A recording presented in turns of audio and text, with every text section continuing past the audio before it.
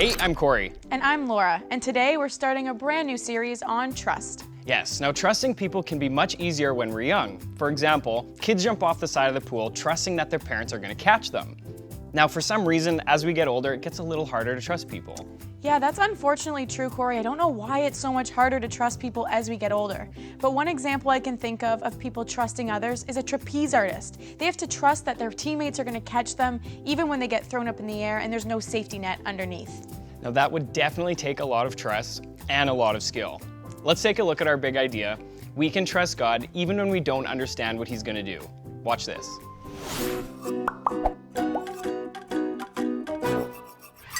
Oh, yeah, baseball's in the Bible because in the big inning.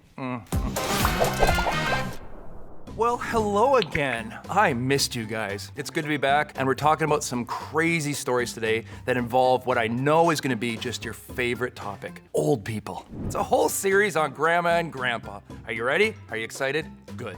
So let me start with a story from my own life. So I grew up in Western Canada. Beautiful, glorious mountains, one of the most amazing places on the planet to grow up. And I was an avid snowboarder. I was out one day and we were backcountry. I'm looking out over this cliff and my gut was telling me, ooh, I don't know about this, but I just had to trust myself that I could do this unbelievable run that nobody had been on yet, at least that I knew about, and just to have this incredible experience. And so I took a few deep breaths. I just said, just trust, just trust, just trust. And I hucked myself off a cliff in the Rocky Mountains. And you know what happened? I'm gonna tell you at the end of this, because now it's time to dive into it. And our big idea, our main point is, we can trust God even when we don't understand. This is the fine line that we call faith, between trusting something that could just be in our heads and trusting something because we believe it is genuinely the voice of God teaching us, guiding us into something that maybe we never would have gotten to on our own. And this is where a character named Abram comes into play. Now, Abram grew up in maybe my favorite city name ever,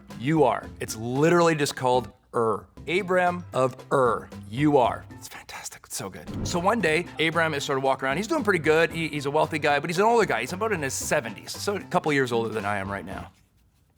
So Abram was pretty settled. Settled in the way that you think of, when you go visit your grandparents and stuff like that, chances are the place is littered with what we might call knickknacks or whatever. A grandparent's house. They're rooted. All of a sudden they announce to you, hey, guess what? Tomorrow, we're moving to Las Vegas. It's weird because you probably shouldn't move to Vegas too often, but it's weird when you're old and you're sort of rooted in. But this is exactly what Abram does. He's got his home in Ur, 75 years he's lived there, and all of a sudden he starts to talk about the fact that he's heard a voice that's calling him to another land. Now that's weird on its own, but that's just scratching the surface. This move has tremendous spiritual significance for both you and me. So let's look at Genesis chapter 12, verses 1-3. The Lord had said to Abram, leave your native country, your relatives, and your father's family, and go to the land that I will show you. This line right here shows how rooted Abram was. This was his home. This is his family. He had grown up here. This is where he was going to be for his entirety of his life until this moment comes along. I'll make you into a great nation. I will bless you and make you famous, and you will be a blessing to others. I will bless those who bless you and curse those who treat you with contempt. And all the families on earth will be blessed through you. All right, take a look around at the people that you're sitting there with. Is anybody wearing any kind of clothing, a hat, shirt, anything like that has to do with the sports team? Anything? Okay, good. So maybe you've seen a few people wearing a baseball hat or that has like a hockey team, football team, whatever, it doesn't matter. The point is that as human beings, we tend to be very regional. We cheer for the team, the home team. All cultures are built up around that. We have local areas that are our area, our home, and we root for the local team. In the ancient world, there's not baseball, there's not hockey, there's not football. They had regional deities, and by deities, I mean gods. So you had God that was in charge of the harvest. You had a God that was in charge of war. You had a God that was in charge of fertility. You had the moon. You had the sun. You had all these different deities that were in charge of these different things. And your region, you had a hometown God.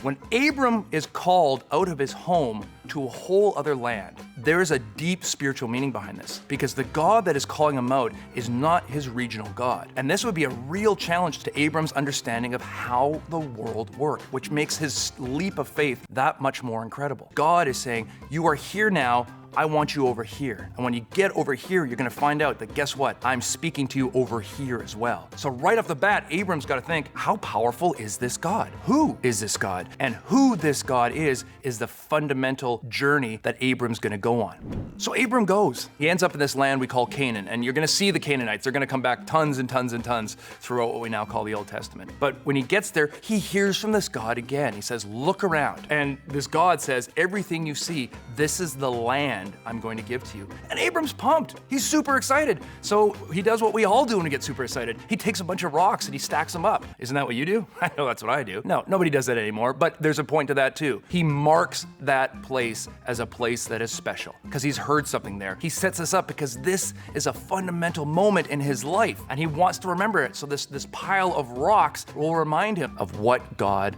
had said to him. And even the fact that I'm calling him God right now is a journey that Abram is still on at this point in the story. You know, the thing that I've learned the most is a lot of people are scared to be great. We're a lot more comfortable settling. Small is safe, but the God we follow doesn't play it safe. God believes in you. And when God thinks of you, he thinks big. You are God's big idea.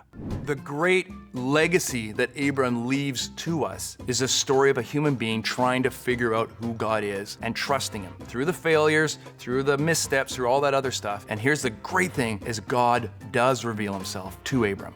So to wrap up, let's return back to my story. I'm in the Rocky Mountains. I have to trust myself, but my gut, that voice inside me said, don't. It was my ego. It was my head that was like, yeah, you got this. Prove. To who? There was nobody around. Prove it to myself? Fine. So I hucked myself off. I did not have it. I did not have it at all. As soon as I threw myself off, I was like, nope, this is a mistake. It was a total yard sale. It was terrifying. This is what I'm talking about. There will be a life full of mistakes. And part of life is falling. We're gonna see that a lot in Abram's life. No one is calling you to be perfect. What we're calling you to do is take the steps. All right, that's it for now. I'm so excited to be digging into this story with you. So until next time, I'm Jamie Robertson. You are you. And both of those things make me very happy. God bless, and we'll see you again.